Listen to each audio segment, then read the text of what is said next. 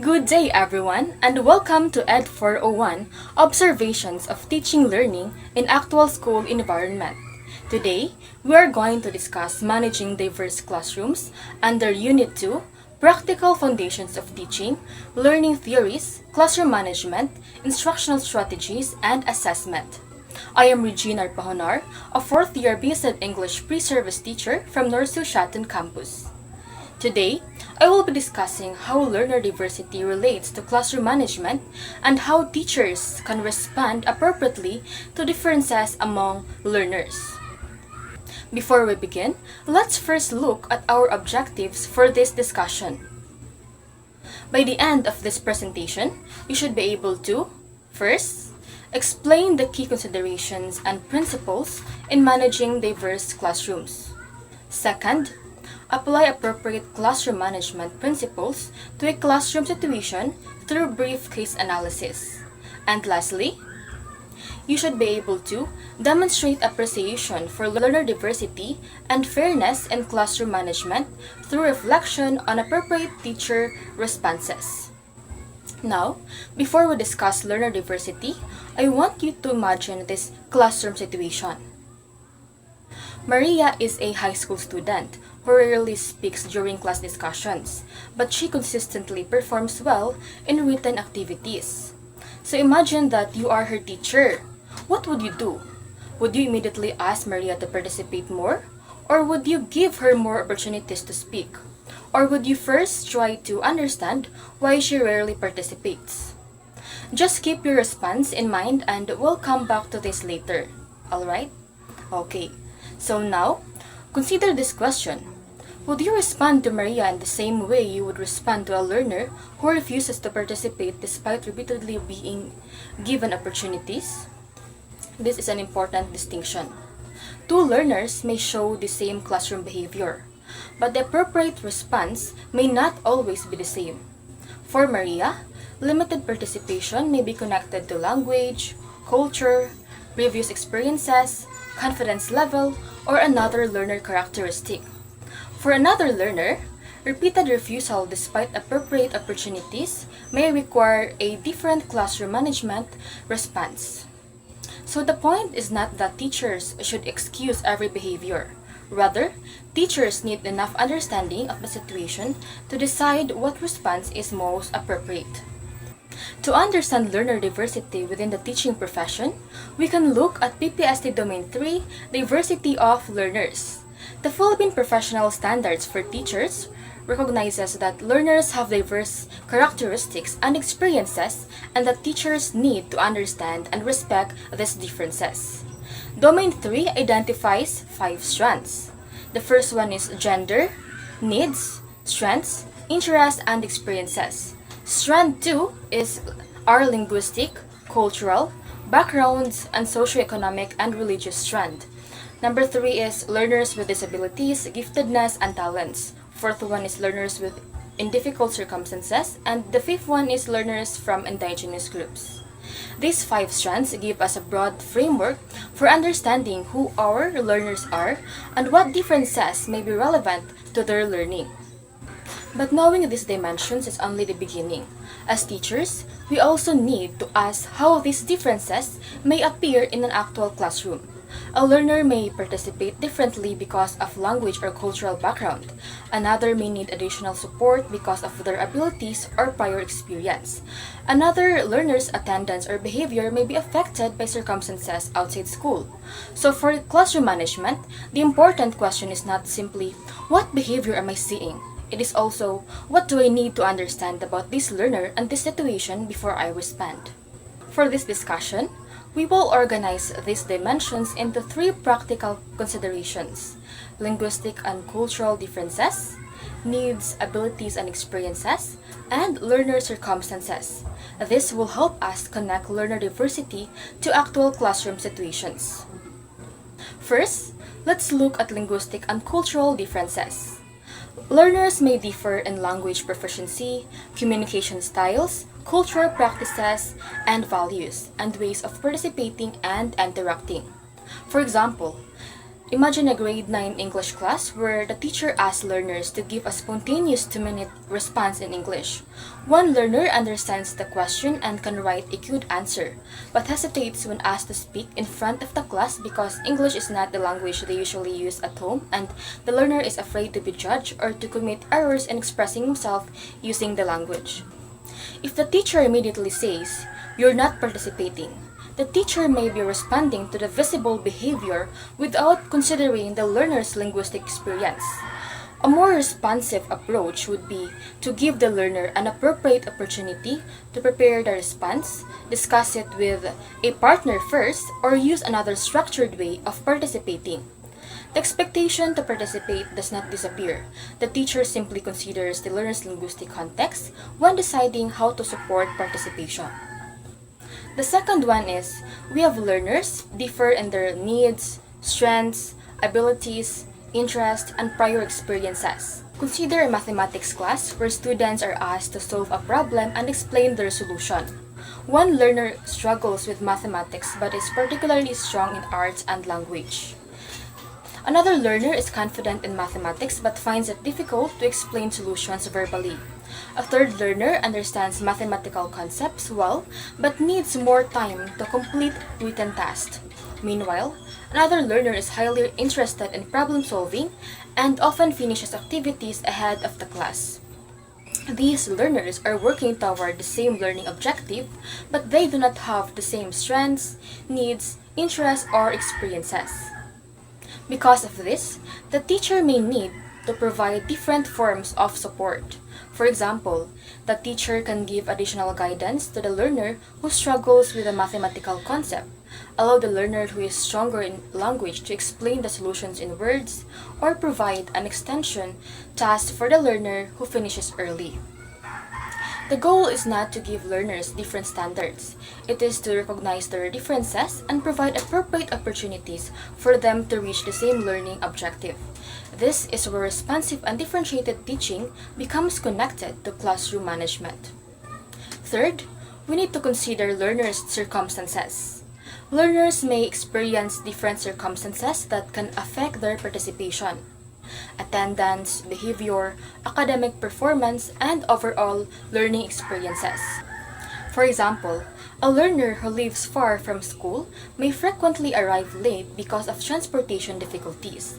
Another learner may have difficulty attending regularly because of a chronic illness. A learner who has experienced displacement or a major disruption at home may become less focused or less participative in class. Other learners may also experience difficult circumstances such as family problems, disasters, or responsibilities that affect their schooling. These situations can influence how learners behave and participate in the classroom. Therefore, when a teacher notices a sudden change in a learner's attendance, participation, or performance, the teacher should consider whether circumstances may be contributing to it before making an immediate judgment. This does not mean removing accountability. Rather, the teacher considers the learner's situation and determines an appropriate and supportive classroom within the teacher's professional role.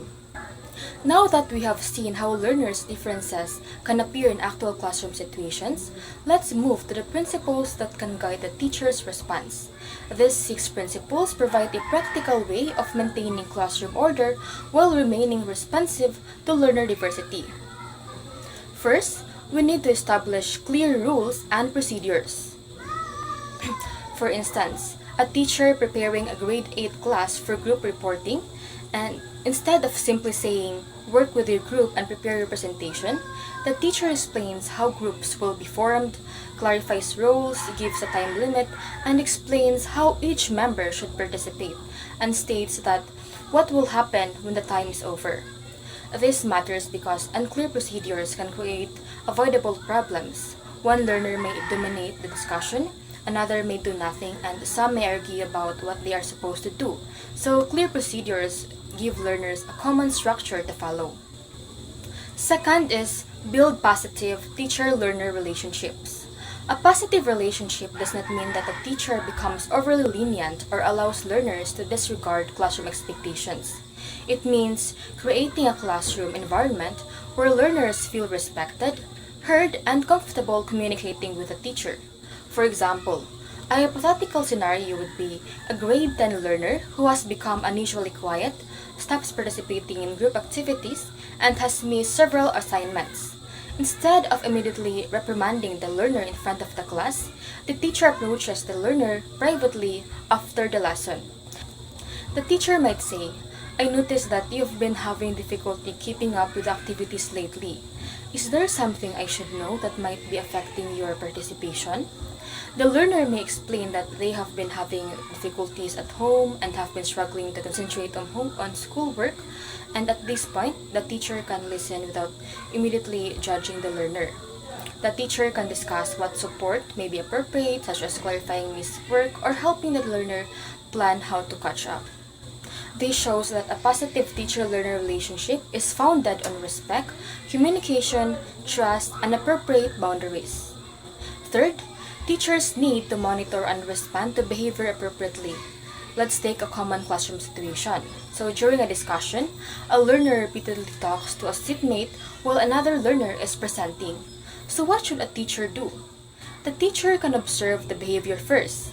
The learner is talking while someone else has the floor. But the teacher should be careful about immediately concluding that this learner is disrespectful.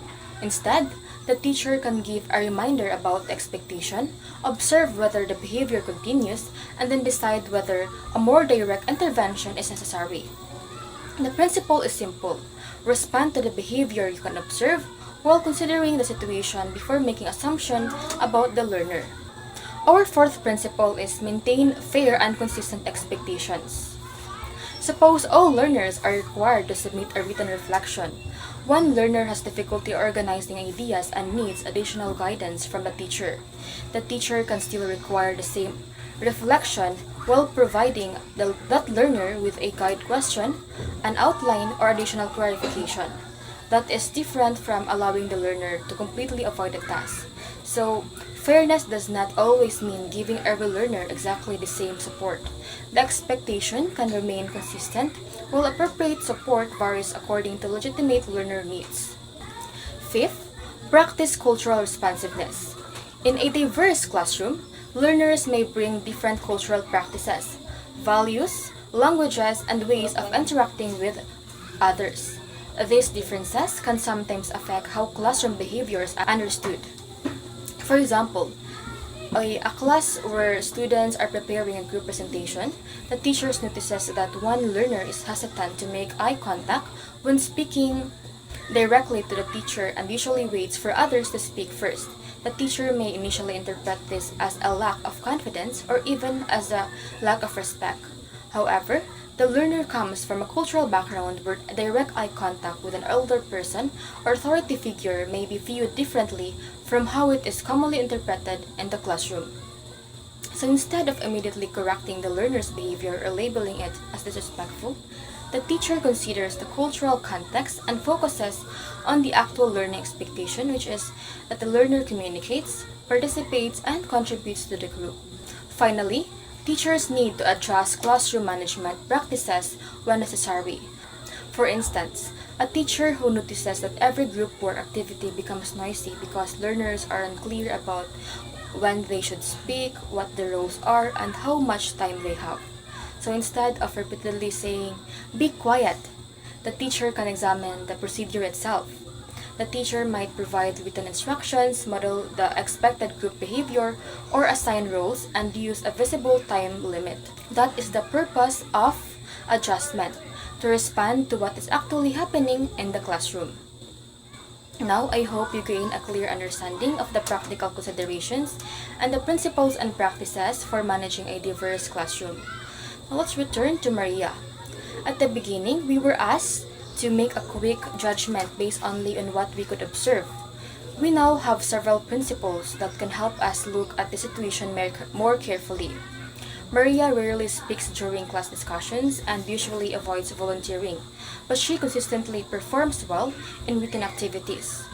Her teacher notices this and is deciding how to encourage her participation. So if you were the teacher, what would you consider before deciding how to respond to Maria? I want you to take a few seconds to think about your answer. Alright, now let's apply the principles we have discussed. First, the teacher should avoid assuming that Maria is simply uninterested or unwilling to participate. The teacher can consider her linguistic and cultural background, needs, abilities, and experiences. The teacher can also communicate with Maria privately to understand whether there is a particular reason she is uncomfortable participating in whole class discussions. From there, the teacher can provide an appropriate opportunity for participation. For example, Maria could first share her answers with a partner or within a small group before being encouraged to speak before the class. If the strategy works, the teacher can continue using it. If it does not, the teacher can reconsider the situation and adjust the approach. So, the appropriate response is not simply to force Maria to speak, nor it is to ignore the issue. The teacher needs to understand the learner, avoid assumptions, provide appropriate support, maintain fair expectations, and adjust when necessary. These are the same principles we can apply when managing learner diversity in any classroom. Managing a diverse classroom requires more than simply maintaining order. Teachers need to recognize learner differences, understand circumstances that may affect behavior and participation, and respond through fair, respectful, and appropriate classroom punishment practices. The goal is to maintain a classroom where clear expectations and responsiveness to learner diversity work together to support learning. Thank you, and I hope you learned something from our discussion. Goodbye and have a good day.